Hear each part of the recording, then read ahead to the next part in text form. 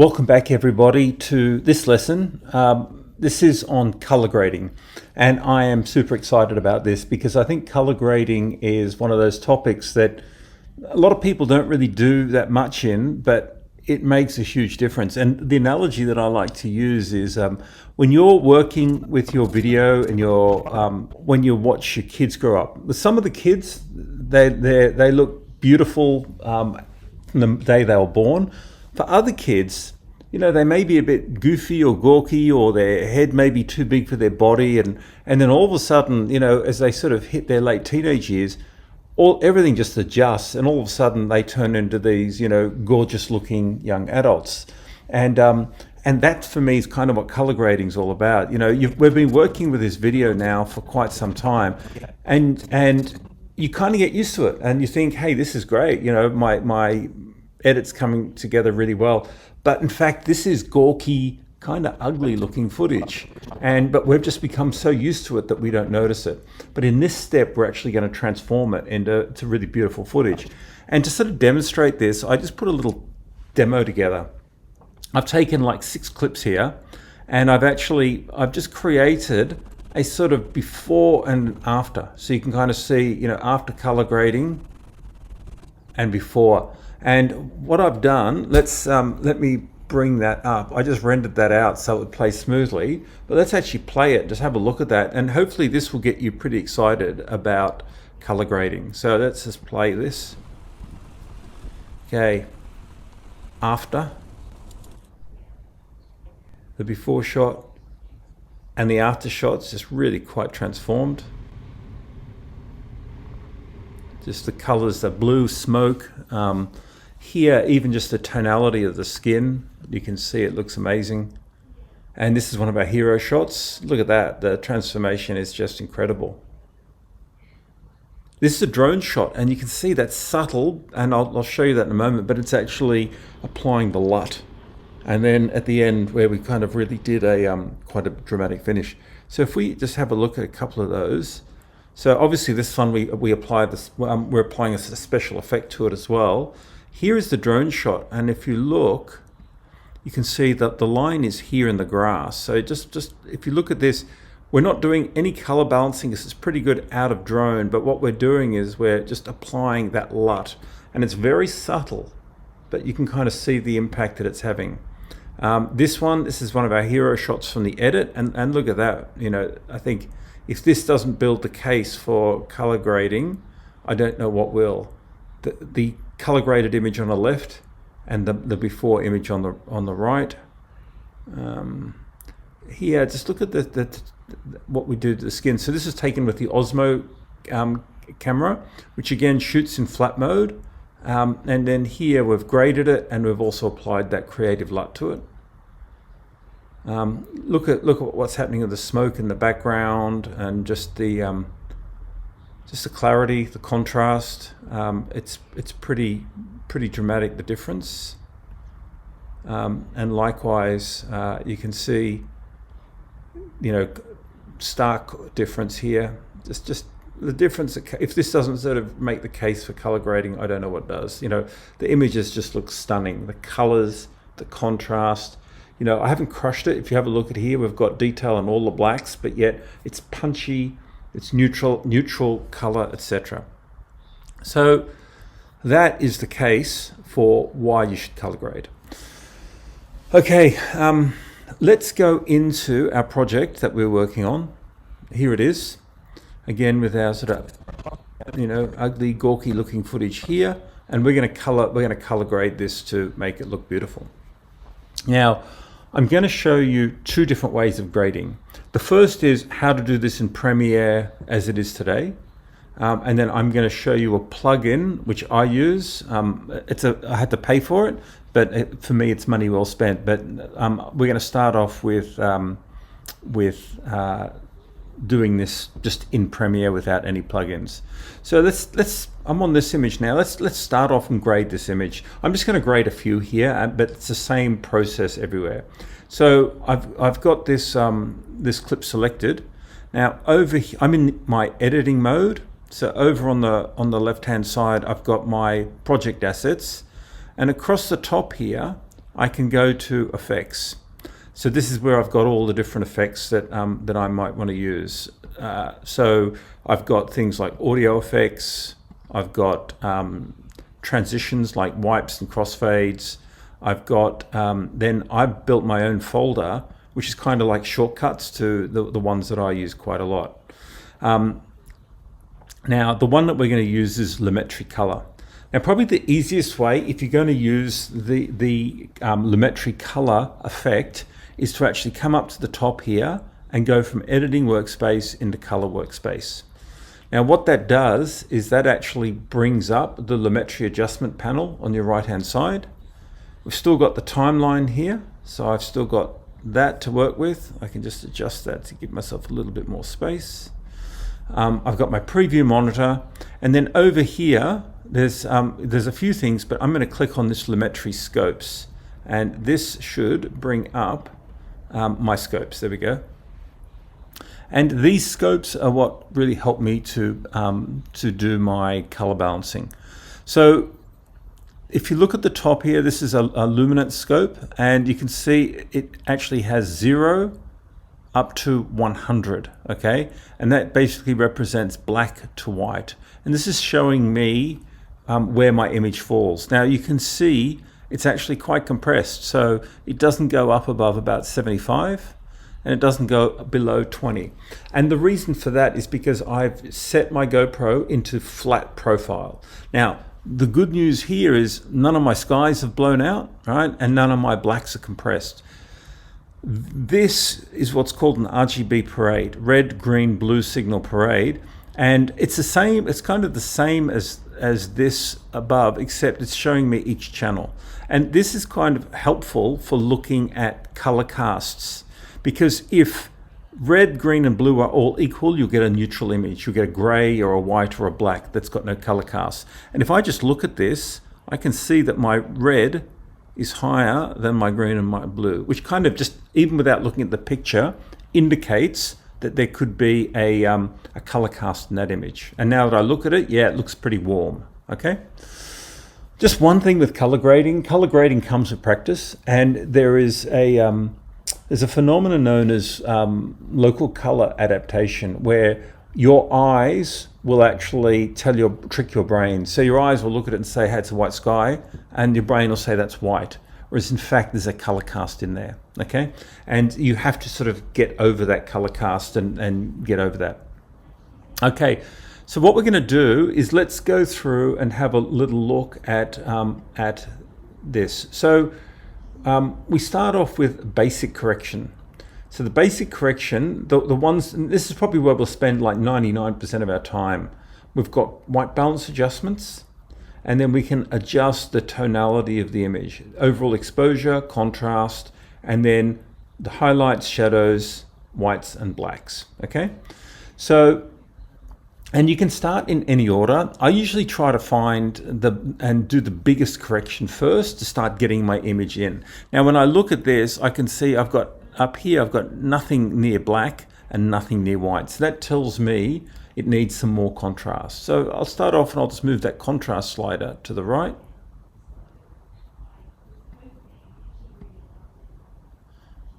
And you can see my scopes as I move it to the right. It's actually, it's pulling it apart. So it's pulled it apart a reasonable amount, but I've got nowhere near sort of blacks. You can see maybe 10%, that telegraph pole, or maybe it's the motorbike, is still up high. So I can now bring my shadows down, and I can bring my blacks down. And I'm looking at my scope there. Now the blacks have just touched the 0 line. So now I've actually got some black in my image. Likewise, let's go and bring up the highlights. And I can bring up my whites a little bit as well. Now, you don't have to make everything hit 100%, okay? It should only hit 100 if there are whites in the image. Now, I'm actually sort of pointing at a bright sky, so I would expect it to be up pretty high. So just by adjusting that tonality there, if we have, I'm gonna turn off and bypass this correction. So you see before, after, before, after. So you can see that that contrast is really now essentially fixed up that flat profile and starting to put punch back into it, but I still haven't lost any blacks or whites. Now, I need a bit more saturation in here because the flat color profile always sort of underdoes the color. Now, when you do this correction, you might look and go, well, that's too much, but that's part of your brain sort of adjusting. So let's just go before, after. That image is now looking much better. I think it is still, if you look, the red channel's higher than the green or blue, which suggests maybe it's a bit warm. So I'm going to just cool that image down a bit.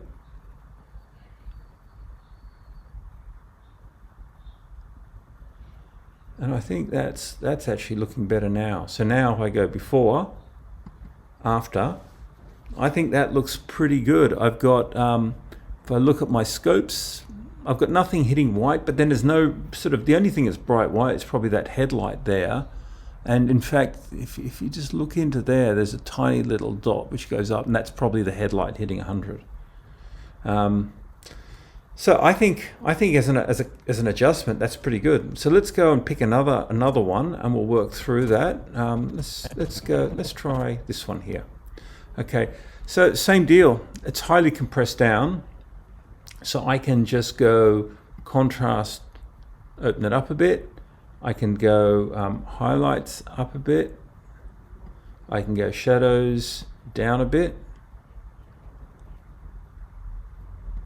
Maybe bring my blacks down a little more. That's starting to look a lot better. It's looking, again, if I want to just check the color, the best is to do big movements, right? You kind of see what the correction does. And then just try to find that neutral point. So it's looking a little bit blue, getting better. It's probably about there. I would do that. And then likewise, bring your saturation up. So probably somewhere around about that. So before, after. Okay, and you can see that's looking really good. So what we're doing is in sort of color balancing, there's 3 distinct steps in it. Step 1 is kind of what you call basic image correction. So that's what we've done here. We've sort of turned that from before to after. And then the second thing you do is shot matching. So you want to actually have a look at groups of shots that are supposed to be similar, and you want to make sure that the color matches and that the colors doesn't jump all over the place as you cut between shots. Let's do this one as well. This is quite a creative one. Now, if you have a look here on the scope, you can see the sun is hitting 100%. So it's up there. Now, if I bring my whites down, I can just pull back a little bit of detail in the sky. And then let's bring our shadows down a little bit and our blacks down. Let's sort of just give it some contrast. Okay, so that looks pretty good. Let's boost up the saturation. Okay, looks pretty good. And I can maybe give it a tad of contrast as well. And I'm going to bring down the whites. I'm looking at my scopes.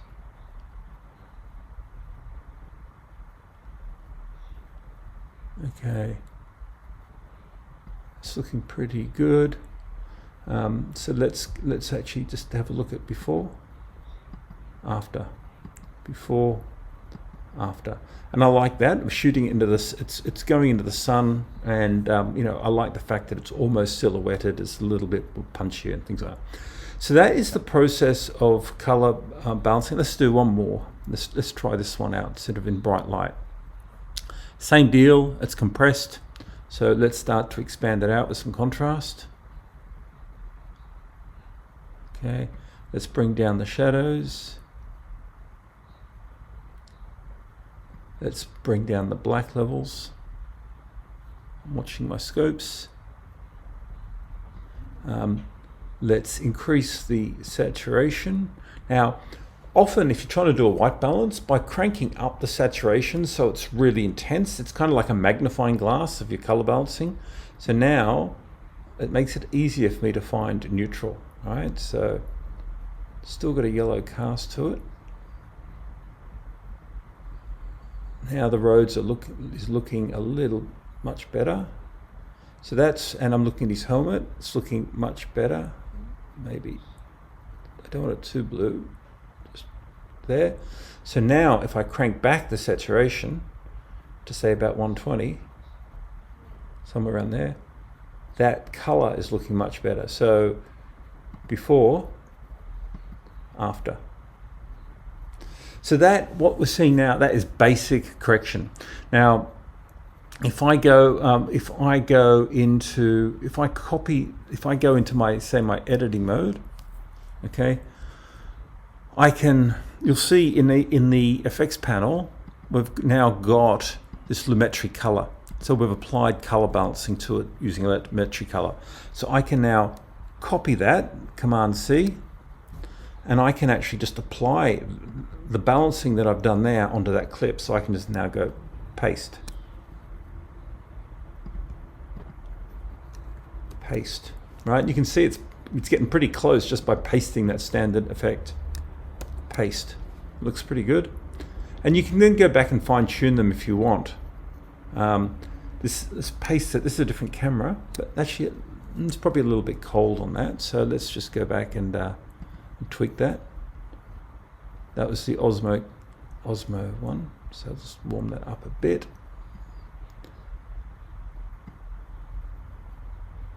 That's probably better, and maybe a little bit more contrast. Shadows look a little bit, the blacks look a little bit crushed actually. Okay, and I can see if you look here, I've got some very slight highlights in the back here, which are going up. I might just bring up my highlights a little bit more. So I think that's from the motorbike, so, and my whites. Okay, so before, after. So that is basic color correction, and really that's how we do the shot matching as well in Lumetri. We just copy the effect from one to the other, and then you can just check to make sure it looks good. The third part of color correcting is then applying your creative look and feel. And to do that, we use something called a LUT. And a LUT stands for a lookup table. And you can see if I close my basic down and go into creative, there's a look. And this is where you can access different LUTs, or you can sort of jump between them. Okay. Now, and if you click on them, it'll apply them to the image. So just think of it as a bit like Instagram filters. Okay. Now, I find it extremely difficult. I think this is almost impossible to apply or browse through LUTs like this, because there are so many LUTs out there, and I'm a bit of a LUT collector. I have purchased. You can buy LUT packs or find them. There are a lot of free ones out there. And it's just hard to work out, well, which one do I apply? Which one's going to look the best? So I use, you guessed it, a bit of third-party software. This is cheap. I can't remember what it was, but it's called Color Finale LUTs. Okay, and if I remember, I'll put a link to it down in the thing. Okay, so let me explain how this works, because this, if you're into color grading, and I love this, and I think this kind of really creates a polished feel. This is super powerful, and it's actually kind of fun. It's kind of creative. So let me start here. So here's how this works. So what I can do is I can pick like a couple of sort of hero scenes that I'm interested in really grading well. So if I go into, let's do this one. So let me see. Have we done a? Okay. So let's just do a really quick a basic correction on this one. So I'm going to go to my color. I'm going to go to basic correction. The exposure looks okay. I'm going to pump in some contrast. Actually, I will lift the exposure a little bit more. I'm going to bring down my shadows and my blacks. Okay, and that's looking pretty good. And then I'm going to pump up my colors. Let's not go too crazy. Let's go about there. Okay, so that before, after, it's not a bad correction. Now, if that's sort of like a hero scene that I want to now use to really find a good LUT, I can hit this picture, this little camera, export frame. So I'm going to call that, let's call that day 8, scene 1. Okay, and then maybe I'm just going to also pick let's pick one of the drone shots. Maybe let's try this one. Yeah, I like this shot's pretty cool. So I'm going to now from a drone perspective, I'm just going to up the contrast a little bit on that and bring down my shadows and maybe just punch it up a little bit. Okay, so that's not bad. So now I'll take a photo of that and I'm going to call that day 8 scene 2. Done. Okay, so they're now sitting on my desktop. So here's those exports that I've just done of some hero scenes. Day 8 scene 1, day 8 scene 2.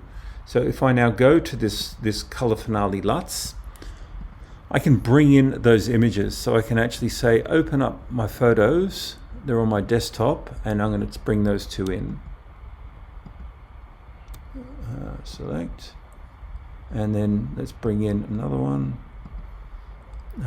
Scene 2. Okay, so now I've got these. I've got that one, and I've got that one in my application. So if I go across into this where my LUTs are, this is where I've sort of organized my LUTs into folders. So you can see now, let's just adjust the screen a bit. Yeah, there's my hero image. Now I've got all of these different LUTs here. Now, where they say if it shows log, ignore that. That's not designed for this sort of color space. But I can now grab and I can just drop these in, and I can pretty quickly have a look at them. But even the preview, it's giving me a pretty good preview, so I can kind of look at them pretty quickly. But what's quite powerful is I can bring up, say, a double view. So now I can compare one LUT against another LUT. So as I scroll down here, I might say, yeah, that looks pretty interesting. That's not bad. I like what that's done to the colors. Let's go down here. Now these matte Como reds, you can see what a dramatic difference this has done, and it's applied to it. Now, here's the thing about LUTs. Often when you look at them, you kind of go, oh, yuck, it's way too intense. They're designed to be diluted, right? So you never run a LUT at full strength. So you can then, if you like the direction that it's heading on, like these kind of reddish plants, you can then just bring it back to, say, 50% strength. And now all of a sudden, that's not looking intense, it's looking pretty cool. And I can even bring up, say, 4. So I can bring up a quad view. And I can really now start to explore my LUTs. So for example, I use Cinematica. I use these ones quite a lot. So I might say, yeah, 3 looks pretty interesting. As I scroll down here, 6. And I can kind of just look at which of these do I like and which of them don't I like. So I did a lot of my Idaho BDR, I use Cinematica 11. So if I put that up there, so that's Cinematica 11. But you know what was interesting is on the final day, I actually used Cinematica 22. 20, 21, 22. So it's that one there.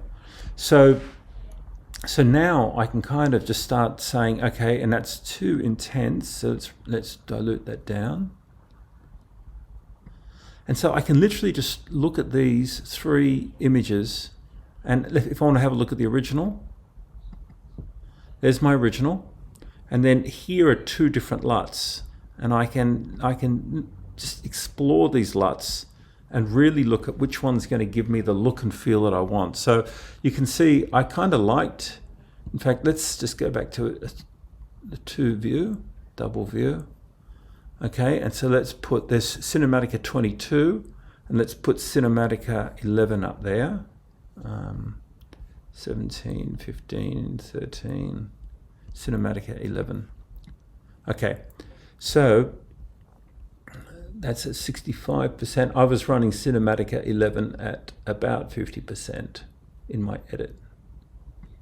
So now you can actually just see that this has got a little bit more bluey in the blacks, and it's also a little bit redder in the grass. And so I ended up choosing for my day 8, I applied this LUT for all of the shots, but for the rest of my Idaho BDR, I applied this LUT. And this one seemed to work better in the forest. This one, I like the look of it in the desert. So I find this if you really want to get that creative look on your image at the end, I just think this is a great way to explore and play. And I've got LUTs coming out the wazoo, right? I literally have got tons of them. And so, but you can actually, if I just go back to single and bring that up, right? And then bring this down, I can scan my LUTs super fast, right? And I can just see if there's anything that I like. Like holiday, that looks interesting. Bring it up. No, it's too pinkish. Let's go. And of course I've got my favorite folder, so I can actually just put the ones that I like and very quickly just evaluate them to see whether or not it's going to give me what I want. So that is how I choose my LUT. Okay, now in Premiere, let me just show you how I would apply that LUT. So step 1, we've done basic correction. Step 2, we've matched our shots so that the shots basically, that matches that, right? So you can see they kind of same sort of color, look, feel, etc. Once you've done that second step, which is shot matching, then it's about, okay, now we want to apply the LUT. I don't apply the LUT to each shot. I apply the LUT over the top using what's called an adjustment layer. Let's go back to editing. Okay, so in edit mode, I'm going to come down here, and I'm in my project file. So this are all my project assets. And down in the bottom, I'm going to say I want to create a new item, and I'm going to say select adjustment layer. Now it will make an adjustment layer that is the same aspect ratio and dimensions as my sequence that I'm editing in. So I'll say OK, and here it is. So I'm going to call this, I'll call this LUT adjustment, LUT color grade. Okay, so now that I've got this adjustment layer, I can take this and I can put this over the top of my video files. Now, if I grab the length of that and start expanding it, and take it over all of my images. Now, if I apply an adjustment on that, it's going to apply that adjustment over everything. Okay, so I'm going to now go to my my effects, and I can bring up Lumetri color and apply it to that. So now it's got Lumetri color. Now I can adjust the settings for Lumetri color here, and it's exactly the same settings as you saw in that right hand panel. So if I scroll down and I say creative, then from a look perspective, I can actually bring up whatever the LUT is that I want. So if I want to apply clarity, for example, I bring it in, and then here is where you dilute it. So you bring it down to strength, okay? So now by applying that LUT, in this case clarity, it's applied it across all of my images. So everything that I see, I can turn that off and on, and it's applied it there. Okay, so that's how you apply the LUT and dial it in to strength in Premiere. Okay, I'm going to delete that. So that's how you do it if you don't want to use the plugin. I'm going to show you how I do my color grading, and as I mentioned to you earlier, it's using a plugin. So what I'm going to do, all of the color grading that we've applied, I'm just going to delete it. So I can select all my video here, and if I right click, I can say remove attributes, and it says, well, which attributes do you want me to remove? I don't want to remove that or that or that. I only want to remove any color grading. Same with the audio. I want to leave what I've done there. So bang. Now that's stripped off the color grading off the top of that video. So I'm back to normal, right? So you can see here all my videos are graded again. So let me show you how I do it using Cinema Grade. So I've got a plugin which I bought called Cinema Grade. I'll put a link to it down below. And with all my videos selected, I can just grab that and drag it on anywhere. That's now applied that Cinema Grade effect everywhere. And we'll use this one as an example. So I'm going to click here on this one and we'll start grading that. So now, in my effects tab, you can see I've got my different effects stacks here, but it's now added Cinema Grade. And when I go into Cinema Grade, it basically says Open Controls. And when I click on that, it's going to launch a separate application. And so this is a dedicated application for color grading. Now, starting from the top, you can see here are the 3 steps: base correction of the shot, matching shots, and final grading. So I'm going to show you how Cinema Grade does that. By default, it's come up with a shot that I've selected, but you can see these are all of the other shots where I've applied Cinema Grade, so I can jump to any shot, and I can also use my arrow keys, so I can go up arrow, up arrow, up arrow, down, down, down to do that as well. So you can see I've got my scopes here as well. So there's my RGB Parade. If I click, I've got a luminance scope. It just depends how I prefer to work. I like the Parade. The basic adjustments are all found up here. So there's my exposure, contrast, white balance, saturation, and then selective color, which lets me pick out one color and work with it, like the yellow in the plants, etc. So again, I would usually go for the biggest correction first. So in this case, I need to add contrast. So I could click on here, or I can just press the C key, and if you watch that, it'll light up. See, now it's selected contrast, and now it's just a visual. I use my mouse to add more or less. So I'm now looking at my scopes. Now I can hit E for exposure, and I can create more exposure in the image. C, back to add a little bit more contrast. S, a bit more saturation.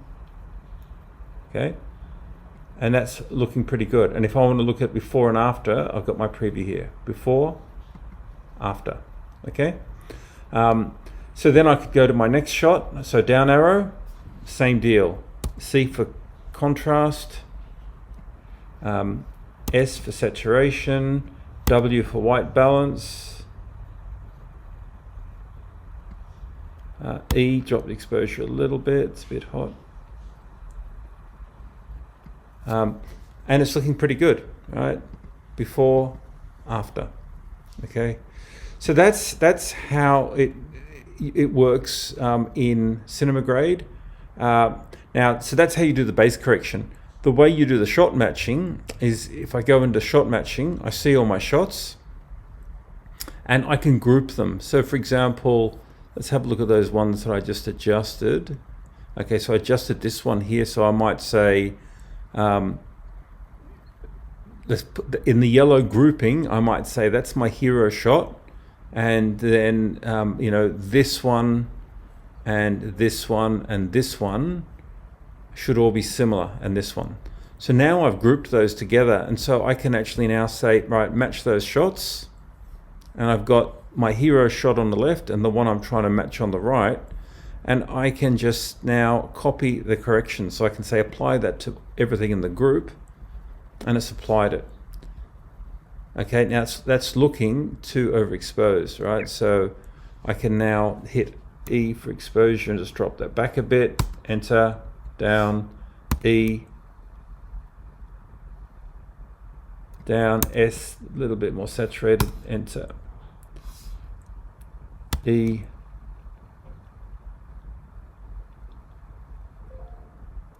and for any of these I can go back to the base correction and I can actually just adjust them as well.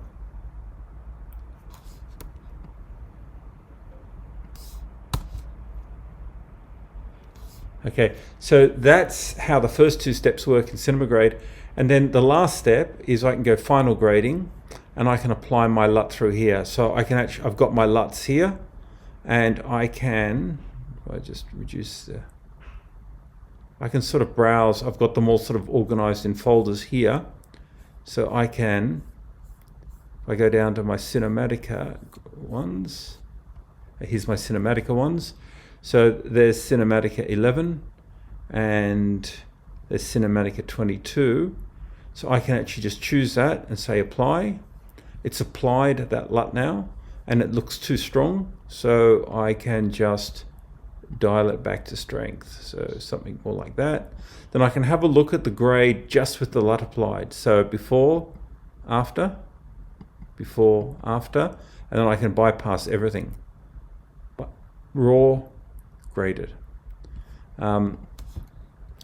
So this is a good one. We'll just do one more grade on this and finish up there. So base correction, I can look at my scopes. I've got no blacks here. So I'm going to actually just hit E and reduce my exposure. So I've sort of compressed it. Now I can hit C to expand it all out again. E just to increase the exposure. S to increase the saturation a bit. And that's looking pretty good. If I apply the final grading, okay, this one hasn't put the LUT on because I haven't grouped it, so I could just come through here now and say LUT, and I'd like that one to go, let's go Cinematica 22, there, accept. Okay, so you can see it's overcooked. Dilute it back down to say 50%. Before the LUT, after the LUT, you can see it's made the shadows colder. And then before the grade, after the grade with the LUT. Okay, so that's, and then at the end, I just hit apply, and it will actually, I can say write all grades. And now what it's going to do is it's going to write those back into Premiere. So if I watch that image, there we go, it just popped in. So it's Cinematica has now written those back in here. And if I have a look at my effects, I can turn off Cinematica and see my original. So Cinematica, all of those effects are just coming in as a layer in my effects tab. So that is a little bit about color grading. And again, let me just finish up with desktop. Color grading demo. This is really the what I hope is the sort of the killer demo to showing you why you should grade your images, and that shooting the flat color profiles that I do on the GoPro and on the Osmo, it just means that I don't get those blown out, overblown skies because everything's compressed and I can control the expansion in my color grade. So I hope you found that useful. And I'll leave you with this I think is the sort of the killer here, just the before and after, and how color grading can totally transform your shots. Hope you found that useful, and I'll see you in the next episode where we're going to get into polishing and sharpening.